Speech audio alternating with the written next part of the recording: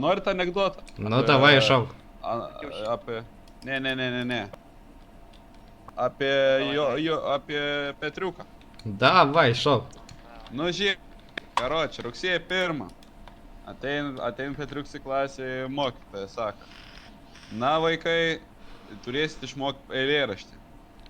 Petriukas grįžęs galvoja, ble, ką čia dabar reikia sugalvoti. Sugalvoja eilėraštį, atėjo rugsėjo 2.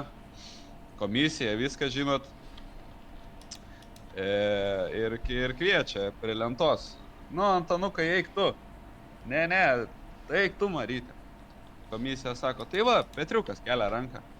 Mokytojas sako, bus to padoj, kažką sugalvojęs jau. Nu, ateina Petriukas prieš klasę, susikišo į kišenę rankas ir sako, užšalo upės ežerai, mokytoja, zaibys. Ant ledo pisas, 2 vilkai.